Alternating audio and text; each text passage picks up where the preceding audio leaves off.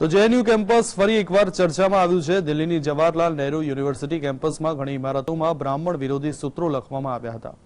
JNU કેમ્પસની દિવાલ ઉપર બ્રાહ્મણ વિરોધી સૂત્રોચ્ચાર લખ્યા હતા, જેના ફોટો પણ સોશિયલ મીડિયા પર ફરતા થયા હતા, જેમાં કેટલાક સૂત્રોચ્ચાર ખૂબ જ ઉશ્કેરણીજનક હતા।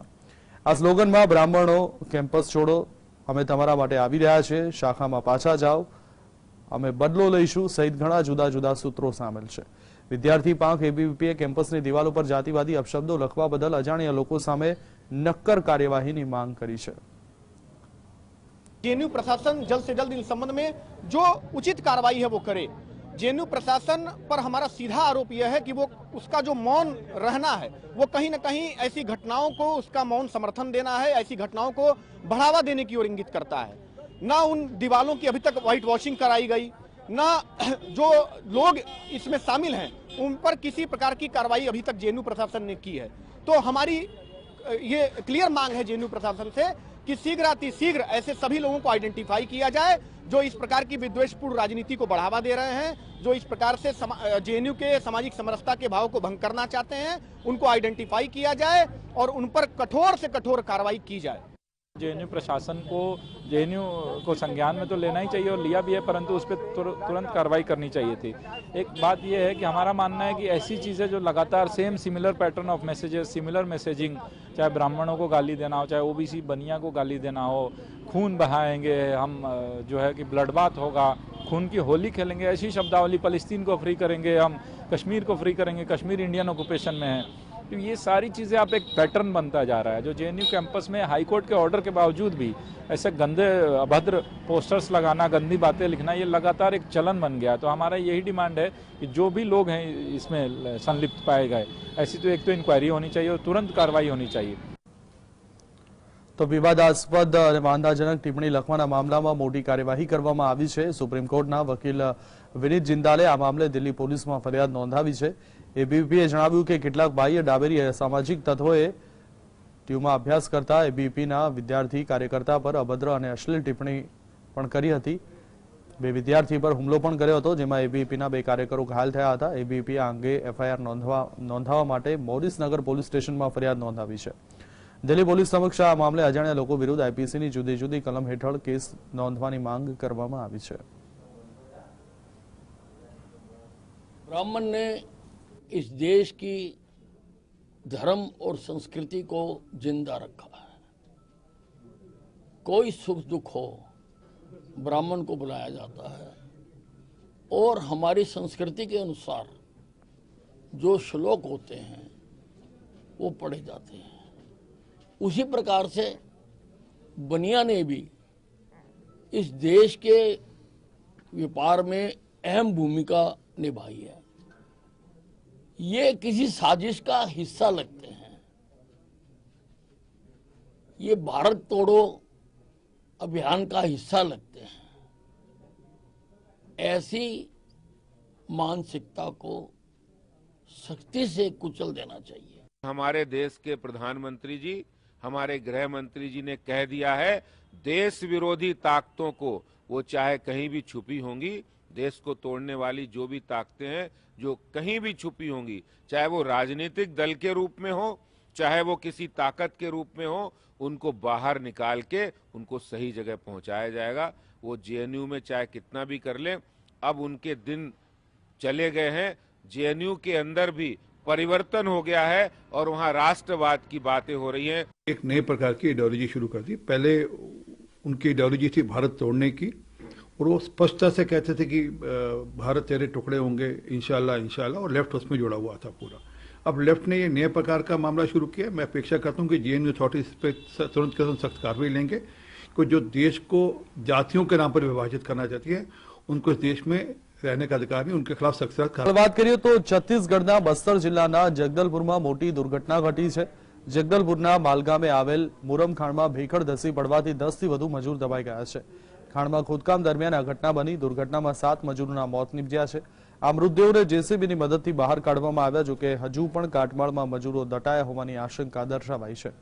मजूरों में महिलाओं पण सामेल है। आ घटना जिल्लाना बालगांव पंचायतन जिल्लाना पोलीस अधिकारीए जणाव्युं के ग्रामजनों खाणमांथी माटी बहार काढी रह्या हता, ત્યારે ઉપરનો ભાગ તેમની ઉપર પડી ગયો અને તમામ તેની નીચે દબાઈ ગયા. ઘટનાની જાણકારી મળ્યા બાદ અન્ય ગ્રામીણોએ તેમને બચાવવાનો પ્રયત્ન કર્યો અને પોલીસને માહિતી આપી. પોલીસે ઘટનાની માહિતી મળ્યા બાદ ઘટના સ્થળે ટીમ મોકલી અને बचाव कार्य शुरू કર્યું. कुछ परिवार के लोग यहाँ पे छुई निकालने के लिए आए हुए थे और इसी दौरान जब वो छुई निकाल रहे थे तो ऊपर से जो मिट्टी थी वो गिर गई, जिसके कारण दबने से अभी तक 7 लोगों की मृत्यु की पुष्टि हुई है. 5 लोग तो मृत हालत में निकाले गए थे. 2 की सांसें चल रही थी, उनको अस्पताल ले जाया जा रहा था. जब अस्पताल में जब तक पहुंचे डॉक्टर ने बताया कि उनकी भी मृत्यु हो चुकी है.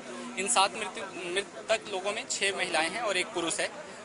बाकी अगर किसी की दबे होने की आशंका है तो इसी के लिए अभी खुदाई जारी है.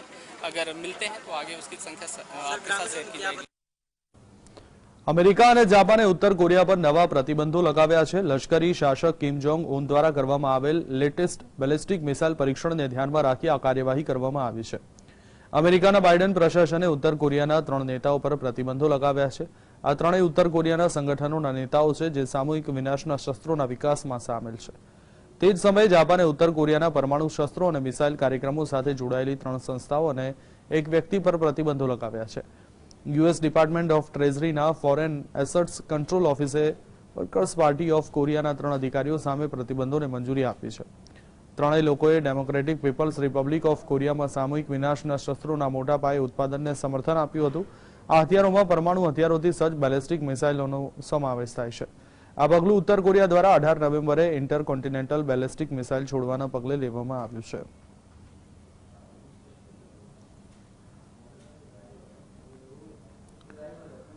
महाठग सुकेश चंद्रशेखर साथे संकळाયેલ मनी लॉन्ड्रिंग केसમાં બોલિવૂડ અભિનેત્રી નોરા ફતેહી શુક્રવારે દિલ્હીમાં એન્ફોર્સમેન્ટ ડિરેક્ટોરેટ સમક્ષ તેનું નિવેદન નોંધવા માટે હાજર થઈ હતી. ઈડી નોરા ફતેહીની અગાઉ પૂછપરછ કરી ચૂકી છે. ત્યારે નવેસરથી પૂછપરછમાં સુકેશ ચંદ્રશેખર અંગે ફરી પૂછપરછ કરવામાં આવી છે અને મની લોન્ડરિંગ પ્રિવેન્શન એક્ટની કલમો હેઠળ તેનું નિવેદન નોંધવામાં આવ્યું છે. આ કેસમાં ઈડીએ અગાઉ દાખલ કરેલી ચાર્જશીટમાં અભિનેત્રી જેકલિન ફર્નાન્ડિસને આરોપી તરીકે સામેલ કરી હતી. ઉપરાંત નોરા ફતેહીનું નિવેદન પણ તેમાં સામેલ હતું.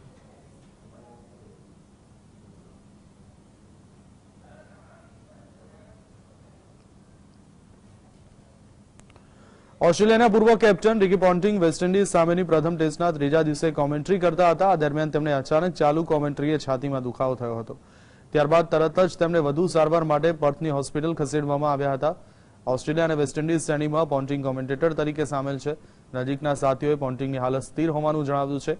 પોન્ટિંગ હવે 3જા સત્રમાં કોમેન્ટ્રી નહીં કરી શકે. અહેવાલો અનુસાર અસ્વસ્થતા અનુભવતા પોન્ટિંગે પોતે તેના સાથીદારોને જણાવ્યું હતું અને કેટલાક લક્ષણો અનુભવ્યા બાદ મેડિકલ ટેસ્ટ કરાવવાનું નક્કી કર્યું હતું.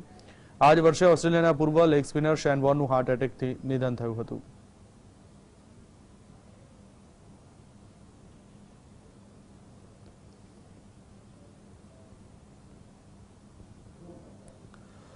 વડાપ્રધાને કેદારનાથ ટ્રેક અને કેદારનાથ ઘાટીમાં યાત્રાળુઓ માટે વિશેષ સુવિધાઓના નિર્માણ અને વિકાસ પર ભાર મૂક્યો છે.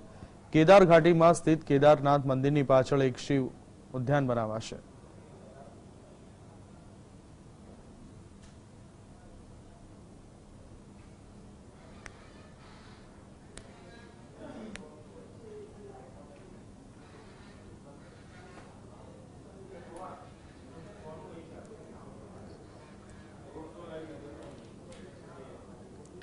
અને હવે જોઈએ અંદરની વાત.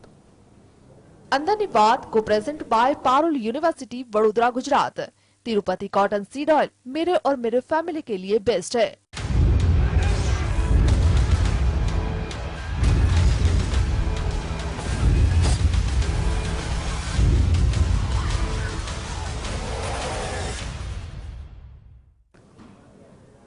વડાપ્રધાન મોદીએ રેવડી સંસ્કૃતિ એટલે કે મફત વસ્તુઓનું વિતરણ કરી રાજ્યની તિજોરી પર બોજો નાખવાની સિસ્ટમને દેશના રાજકારણમાંથી દૂર કરવાની હાકલ કરી હતી. દેશમાં અનેક રાજ્યો જાત-જાતની યોજના હેઠળ નાગરિકોને મફત વહેંચણી કરતી હોય છે. દેશના સૌથી પછાત જિલ્લાઓમાંના એક ગણાતા ઓડિશાના કાલાહાંડી જે વર્ષોથી ભૂખમરો અને દુકાળનો સામનો કરી રહ્યું હતું તેની પરિસ્થિતિમાં થોડો સુધારો થયો છે. એટલે કે રેવડી કલ્ચરથી તેમને ફાયદો થયો છે. કાલાહાંડીની 16 લાખ વસ્તીમાં ચોથા ભાગની વસ્તી આદિવાસી સમુદાયની છે. ઓડિશા સરકાર રાજ્યમાં લગભગ 60 ગરીબ કલ્યાણ યોજનાઓ ચલાવવાનો દાવો કરે છે. ઓડિશા સરકાર તેની આવકના 23% સબસિડી પાછળ ખર્ચે છે. દેશના ટોચના 5 સબસિડી વિતરણ કરનારા રાજ્યોમાં ઓડિશા સામેલ છે. કાલાહાંડીમાં એક સમયે એક મુઠ્ઠી ચોખા માટે તડફડી બાળકી મરી ગઈ હતી. 6 વર્ષની બાળકીને તેના માતા પિતાએ 100 રૂપિયામાં શાહુકારને વેચી દીધી હોવા જેવા શરમજનક બનાવ પણ બન્યા છે. જો કે હવે ભૂખમરાથી મૃત્યુના સમાચાર અહીંથી આવતા નથી. સરકારે અહીં અનેક યોજના હેઠળ મફતના દરે અનાજ, બીજું યોજના હેઠળ ઘર આપવા સહિત અનેક સુવિધા ઉપલબ્ધ કરાવી રહી છે. અહીં રાજ્ય